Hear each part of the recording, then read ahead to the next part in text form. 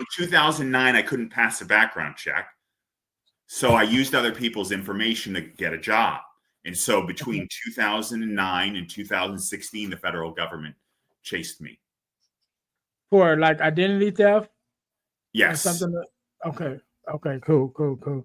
Okay. So you also mentioned about being transferred to 10 different prisons. What was the rationale behind that? Because like you mentioned, you didn't have a long stay. Well, for me, I would say, not being have ever been in prison, long could be different for me. But within the time period that you were there, being moved around to 10 different prisons, what would you say was the rationale behind that? Like, why did they move you around so much? Because what would happen is I would be in a unit and the inmates would lie and tell the guards that I was trying to proposition them. And then they would isolate me in solitary confinement and I would start writing grievances. And it was a common pattern. And at one of the facilities, Essex, I got on the phone with my brother and told him what was going on. And my brother said, I will take care of it. And within 3 hours, May Chow from Secret Service and John Schroeder from the IRS showed up at my brother's place of employment. That's how intimidating the government is. Wow. Okay.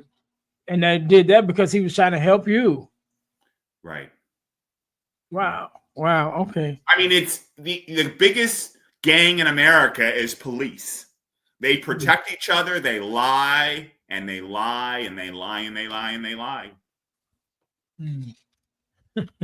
I've heard that before, but never from your from the direction that you're coming from. I've definitely heard that in the African American community, because of the things that we've dealt with, especially regarding police. So that's different to hear it coming from you, from your perspective. But I guess it's true around the board, from that perspective that there are definitely some things that need to be done, especially in this mental health in the mental health space and getting the training that they need. And I think even somewhat sensitivity training, to be able to be sensitive to the plight of each citizen when they're going through something, because there's definitely been times that people have called for help and then end up in a worse situation, with the police than they were in the situation that they were calling for help from. So definitely, I believe also that there needs to be some work done in the police force and things of that nature. But one of the things that you mentioned, yeah, I mean, I'm not a chance hopeful it's ever going to happen. You said you don't think it's ever going to happen? No, I guarantee you, it's never going to happen. It's so ingrained in these people, this cult-like mentality. Whether it's the police departments to the DAs to the judges, they're all in it together. It's not ever going to change. So, I mean, I have friends that have served on juries and I've heard from them, one guy said, hurry up, let's find this guy guilty. I got to go back to work. The other guy said, hurry up, let's find this guy guilty. I got to go to the hockey game. And so as a defendant, there's already this huge mountain to climb because the natural tendency of any juror is this person wouldn't be there if they didn't do anything wrong. That's the natural tendency of any person who serves as a juror. So I don't ever want to hear when they say you have a juror of your peers. The defendant does not have a jury of his or her peers. The defense attorney has a juror of the peers. The judge, the lawyers, everybody who doesn't have a criminal record has a jury of their peers. The defendant does not. Yeah, and that's interesting. That's an interesting perspective on it, and I never thought about it that way. I've been summoned for jury duty. I've never been picked to actually serve, and that definitely not asking to be, but I've never had been actually picked to serve. But I do understand that rationale that because people are, especially the citizens that are pulled to jury duty, generally you're pulled out of whatever it is that you had going on. And so a lot of people are just trying to get back to their regular lives and not necessarily thinking about the person whose life they have in their hand that they're making a decision on. And it's unfortunate that sometimes we do get those people that just want to get back to what they care about, and not necessarily taking the seriousness of the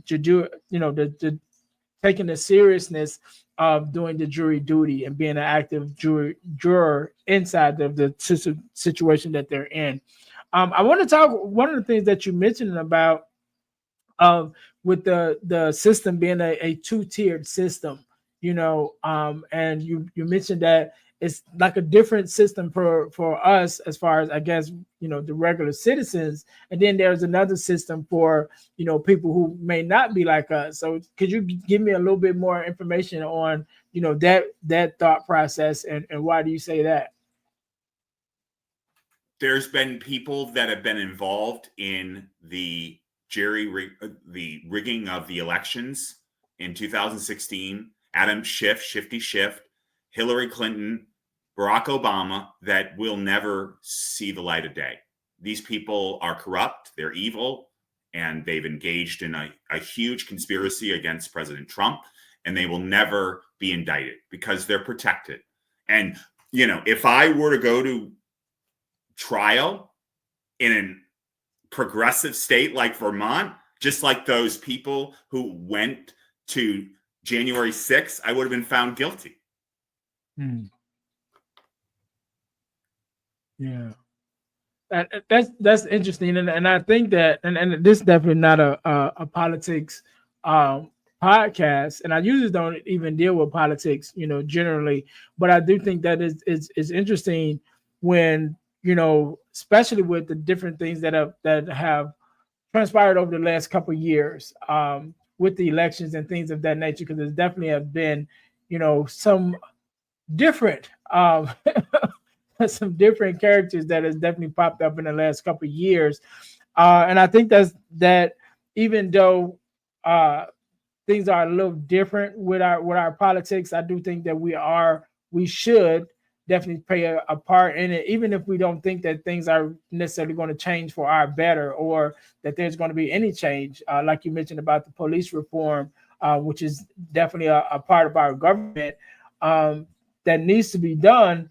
But I still think that we still have a part that we need to play as citizens, to kind of get those things to change. But I want to talk more now, before we get out of here. We still have a couple minutes. I want to talk about the book itself, because you wrote a book about your experiences. So tell us a little bit more about the book, and what do you hope to that the reader will get out of listening to your story, and really kind of finding out what happened with you. Well, I wrote the book because I wanted to chronologically share my story, just like Anne Frank when she was pursued and had to hide in captivity to protect her family. I felt the same way. I wanted to share my story so that nobody has to go through the torment, the torture, everything else that I had to deal with. And not just me, my family, my friends, everyone else, the shame that we have to deal with because my name was in the paper, and the liberal news media totally misrepresented everything that occurred.